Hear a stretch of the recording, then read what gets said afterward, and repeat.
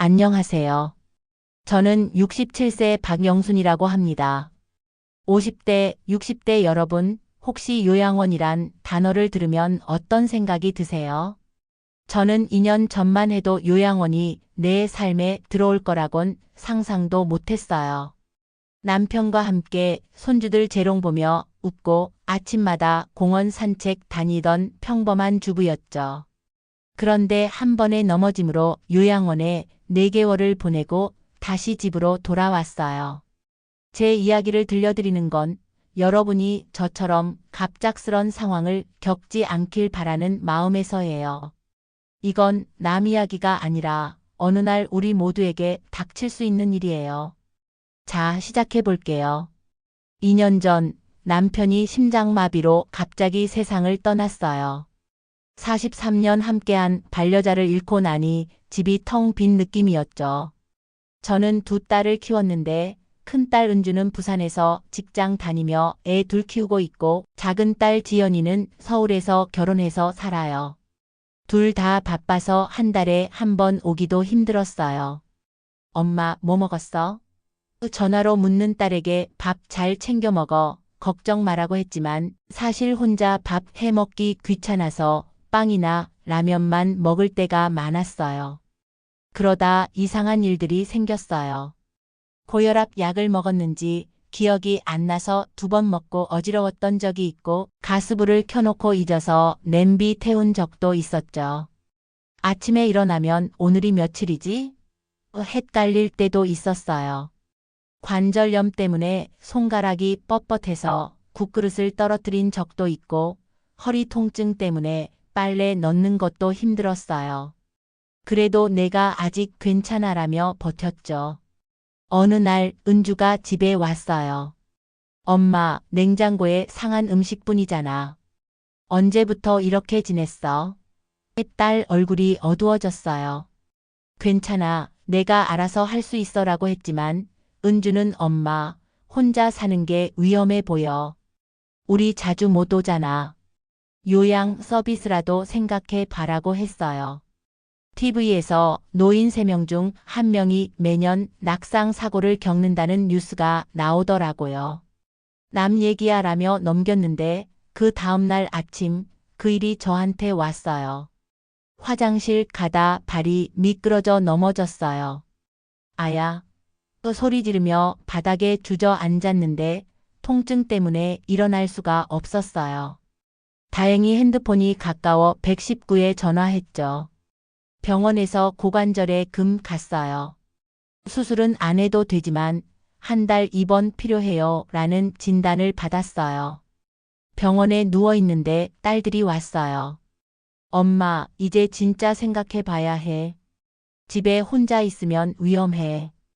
은주가 말했어요. 지연이가 거들었죠. 요양원 가는 게 낫지 않을까? 거기서 관리받으면 우리도 안심돼. 저는 집에서 요양 서비스 받으면 되잖아. 하루 3시간 도와주면 충분해라고 했지만 은주는 하루 3시간 빼고 나머지 시간은 밤에 또 넘어지면 일하며 걱정했어요. 의사가 끼어들었어요. 최근 기억력이 떨어지신다고 하셨죠? 경도인지장애 검사 추천드려요. 검사 결과 경도인지장애 MCI로 나왔어요. 아직 심하진 않지만 혼자 생활하기엔 위험할 수 있어요 라는 말에 딸들이 요양원을 강하게 밀어붙였죠. 엄마, 장기요양보험 등급 받으면 비용도 적게 들어. 한 달 40만 원이면 24시간 돌봄 가능해. 저는 마음이 무거웠지만 그래, 한번 알아봐줘라고 했어요. 결국 장기요양 2등급 판정을 받고 남양주에 있는 요양원에 입소했어요. 입소 첫날 요양원은 깨끗했어요. 원장이 편안히 지내실 수 있어요 라며 안내해줬죠. 근데 하루 지나니 현실이 보였어요. 아침 6시 기상하세요 방송에 억지로 일어났어요. 화장실은 8명이 2개를 써야 해서 줄 서는 게 일상이었죠. 집에선 내 맘대로 갔던 곳인데 여기선 빨리 나와요 소리에 쫓기듯 나왔어요. 식사는 아침 7시, 점심 12시, 저녁 6시로 정해져 있었어요. 빨리 드세요 라는 말이 늘 붙었죠. 국은 싱겁거나 짜고 반찬은 딱딱해서 씹기 힘들 때도 있었어요. 그래도 먹을 만했지만 천천히 먹을 시간이 없었어요. 약은 아침, 점심, 저녁에 나눠줬어요. 이게 뭐예요? 물으면 고혈압 약이에요 라며 물컵만 주고 갔어요. 하루 일과도 정해져 있었어요. 십시체조, 오후엔 미술활동 같은 프로그램이 있었는데 참여 안 하면 방에 혼자 있는 시간이 많았죠. 밤에 화장실 가고 싶어서 호출 버튼 눌렀는데 10분 넘게 기다린 적도 있었어요. 혼자 가면 위험하다고 혼났지만 급할 땐 어쩌겠어요? 가장 마음 아팠던 건 옆방 할머니였어요. 입소 2개월쯤 됐을 때 새벽에 소리가 나더니 다음 날 침대가 비어 있었어요. 어디 가셨어요? 물으니 어제 밤 돌아가셨어요. 어르신들 놀랄까 봐 조용히 했어요 라고 하더라고요. 가족이 오는 것도 없이 조용히 사라졌어요. 나도 저렇게 될까? 걱정되더라고요. 딸들에게 전화했어요. 은주야, 엄마 여기 힘들어. 집에 가고 싶어. 근데 은주는 엄마 좀 더 있어봐. 우리도 마음 아프지만 여기서 관리받는 게 안전해라고 했어요. 요양원 3개월째 더 이상 못 버티겠더라고요. 여기 있으면 내가 나로 못 살아. 재활에 집중했어요. 물리치료사 도움받아 지팡이로 걷는 연습했고 혼자 밥 먹고 옷 입는 연습도 했어요. 주치의가 고관절 많이 나아졌어요. 경도인지 장애도 규칙적 생활하면 진행 늦출 수 있어요 라고 했죠. 딸들에게 말했어요. 엄마 집에 갈게. 요양 서비스 받으면서 지낼 수 있어. 은주는 반대했어요.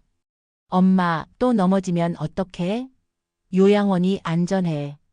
지연이도 우리 자주 못 가잖아. 경제적으로도 요양원이 낫지라고 했어요. 저는 단호했죠. 여기선 내 이름도 안 불러줘. 305로 살아. 집에서 넘어질 바에야 내 집에서 넘어질 거야. 결국 한 달 더 논의 끝에 요양 서비스와 주말 방문 조건으로 집에 가는 걸로 하자는 결론이 났어요. 퇴소 날 집에 돌아왔어요. 내 침대에 누웠을 때 눈물이 났죠. 지금은 하루 3시간 요양보호사가 와서 밥 해주고 청소 도와줘요. 영수님, 오늘 뭐 드실까요? 제 의견을 물어봐줘요. 오후엔 공원 산책하고 손주들과 영상통화도 해요. 약은 요일별로 정리하고 달력 보고 날짜 확인하며 규칙적으로 살아요. 딸들이 주말마다 번갈아 와서 상태 확인해줘요. 경도인지 장애는 완전히 낫진 않았지만 메모하며 생활하니 불편함이 줄었어요. 여러분께 드리는 말. 요양원 4개월은 저에게 건강과 자유의 소중함을 알려줬어요. 여러분, 지금부터 건강 챙기세요. 운동하고 규칙적으로 먹고 퍼즐이나 책으로 머리 쓰세요. 요양원 가야 한다면 직접 방문해서 직원 태도, 식사질, 어르신 분위기 보세요. 하지만 가능하면 집에서 가족과 함께 지내세요. 제 이야기가 도움이 됐다면 구독과 좋아요 부탁드릴게요. 소중한 분들에게도 공유해 주세요. 감사합니다.